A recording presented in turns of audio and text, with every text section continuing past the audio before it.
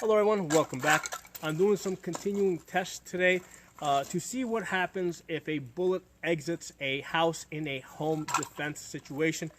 As we know, houses are made of very light, thin material. The steel drums that are using are very light and thin. In an earlier video, I shot through this line of drums over here with a 22 pistol, which has about 60 foot-pounds of energy, and it was able to easily penetrate both sides of the steel drum, okay, and then hit the second drum and sort of dent it a little bit. Now the interesting thing is when I shot it with the AR pistol, it did the same thing. It only got to the second drum. And then when I tried it with the AR-15, we saw that the AR-15 and the AK-47 are able to get to the third drum, but no further. So here's the thing: there's a very big difference between the 60 foot-pounds of energy of the 22 pistol and the 650 foot-pounds energy of the AR pistol. So for all that extra 600 foot-pounds of energy, we're not getting that much more out of it. And then when I use the longer barreled AR and AK, which have the AR has 1,200 foot-pounds of energy, the AK has 1,500 foot-pounds of energy. All that did is get me to the third drum. So I'm not getting very far by adding more power, which is leading me to conclude that it's not the material that's stopping the bullets. Okay, what's happening is when the bullets go through the thin material, the bullet destabilizes and it starts tumbling. So as it tumbles through the air, air friction is slowing down the bullet. So it's the air that's actually stopping the bullet and bleeding the power out of it. Which is why as I throw more and more power, behind the bullets, I'm not getting that much further, because once they destabilize, air friction is slowing them down at a very fast rate. And also, in the prior videos, you'll see that the bullets are also dropping. They're impacting low, pretty low on the barrel, while I'm aiming across the top. So right now I'm going to try this Mosin Nagant. The Mosin Nagant has almost 3,000 foot-pounds of energy. It shoots this really big 7.62 by 5.4R. So it's got almost 3,000 foot-pounds of energy. And I've already done this a bunch of times. I already fired 5 rounds through it, and I can tell you that it's getting me to the third drum. Okay, I am not getting any further than I was getting with an AR-15.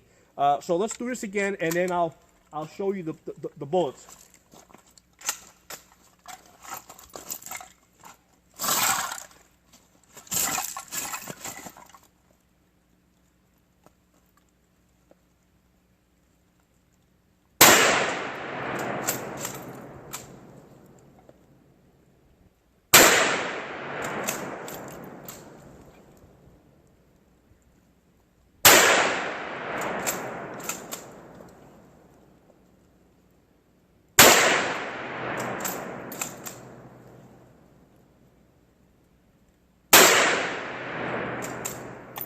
That's 5 of them, and I did 5 earlier.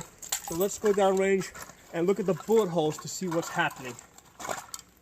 All right, guys, let's take a closer look at this. And I've already, before I did this, I already took a look at the video to see what was happening.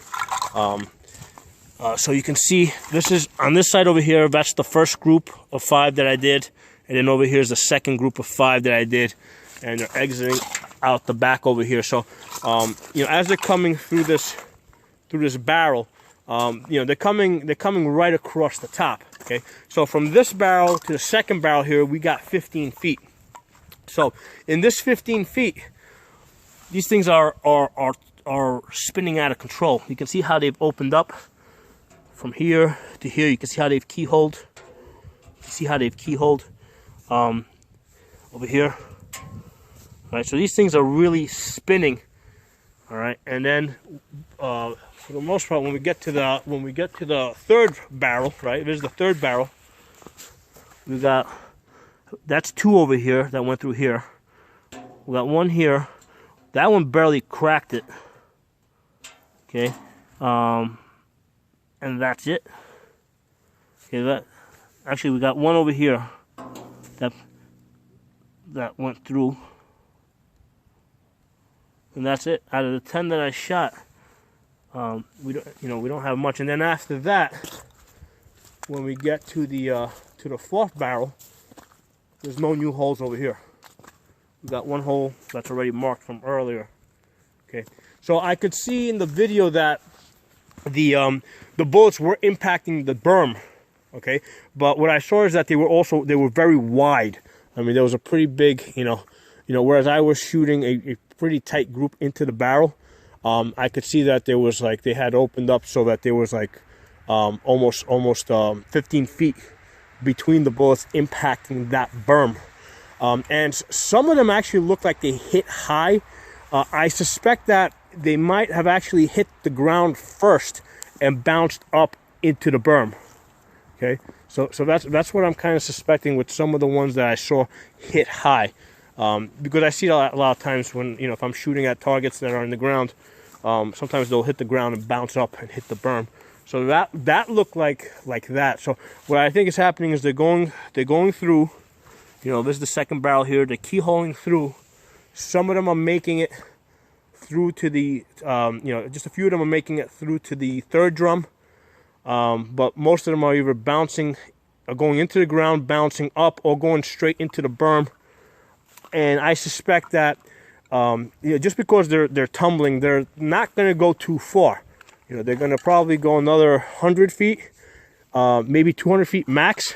But I don't think that they would go any further than that, because they've lost all stability. Now, going back to what happens if these bullets exit your house. Yes, they are immediately lethal as they exit the house. But again, they're not going to go too far based on the tumbling that I'm seeing. And they're tumbling within 15 feet.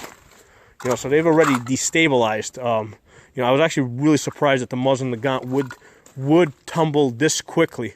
I initially, what I expected was that it would at least make it through the second drum or even the third drum before it started actually turning over, because like I said, these drums are so thin that a 22 pistol will penetrate them on both sides. So that's what I have for you guys. If you guys have any comments, feedback, please put it in the comments section.